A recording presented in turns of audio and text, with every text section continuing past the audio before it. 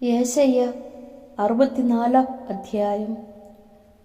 കർത്താവേ, ആകാശം പിളർന്ന് ഇറങ്ങി വരണമേ. അങ്ങയുടെ സാന്നിധ്യത്തിൽ പർവ്വതങ്ങൾ വിറകൊള്ളട്ടെ. അഗ്നിയാൽ വിറക് എരിയുകയും വെള്ളം തിളയ്ക്കുകയും ചെയ്യുന്നതുപോലെ അങ്ങയുടെ സാന്നിധ്യത്താൽ ജനതകൾ ഞെട്ടി വിറയ്ക്കട്ടെ. ശത്രുക്കൾ അങ്ങയുടെ നാമം അറിയട്ടെ.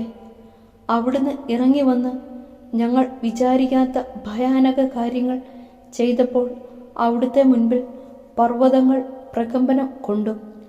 തന്നെ കാത്തിരിക്കുന്നവർക്ക് വേണ്ടി അധ്വാനിക്കുന്ന അവിടുത്തെ അല്ലാതെ ആരും മറ്റൊരു ദൈവത്തെപ്പറ്റി കേൾക്കുകയോ മറ്റൊരു ദൈവത്തെ കാണുകയോ ചെയ്തിട്ടില്ല. അങ്ങയുടെ പാതയിൽ അങ്ങയെ സ്മരിച്ചുകൊണ്ട് സന്തോഷത്തോടെ നീതി പ്രവർത്തിക്കുന്നവരെ അങ്ങ് സ്വീകരിക്കുന്നു.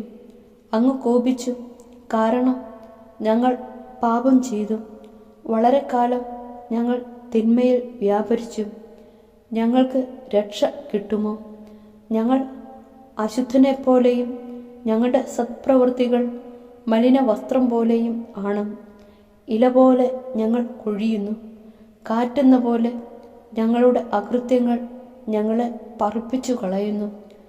അങ്ങയുടെ നാമം വിളിച്ചപേക്ഷിക്കുകയും അങ്ങയെ മുറുകെ പിടിക്കാൻ ഉത്സാഹിക്കുകയും ചെയ്യുന്നവൻ ആരുമില്ല. അങ്ങ് ഞങ്ങളിൽ നിന്ന് മുഖം മറച്ചിരിക്കുന്നു.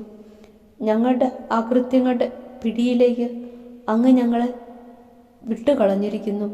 എന്നാലും കർത്താവെ, അങ്ങ് ഞങ്ങളുടെ പിതാവാണ്. ഞങ്ങൾ കളിമണ്ണും അങ്ങ് കുശവനുമാണ്. ഞങ്ങൾ അങ്ങയുടെ കരവേലയാണ്. കർത്താവെ, അങ്ങ് അത്യധികം കോപിക്കരുതേ. ഞങ്ങളുടെ തിന്മകൾ എന്നേക്കും ഓർമ്മിക്കരുതേ. ഞങ്ങൾ അങ്ങയുടെ ജനമാണെന്ന് സ്മരിക്കണമേ. അങ്ങയുടെ വിശുദ്ധ നഗരങ്ങൾ വിജനമായിരിക്കുന്നു. സിയോൻ മരുഭൂമിയും ജെറുസലേം ശൂന്യമായിരിക്കുന്നു. ഞങ്ങളുടെ പിതാക്കന്മാർ അങ്ങയെ സ്തുതിച്ചിരുന്ന ഞങ്ങളുടെ വിശുദ്ധവും മനോഹരവുമായ ആലയം അഗ്നിക്കിരയായിരിക്കുന്നു. ഞങ്ങളുടെ രമ്യസ്ഥലങ്ങൾ നാശകൂമ്പാരങ്ങളായിരിക്കുന്നു.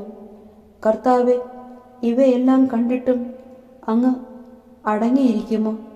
നിശബ്ദത പാലിച്ചുകൊണ്ട് അങ്ങ് ഇനിയും ഞങ്ങളെ ദാരുണമായി പീഡിപ്പിക്കുമോ?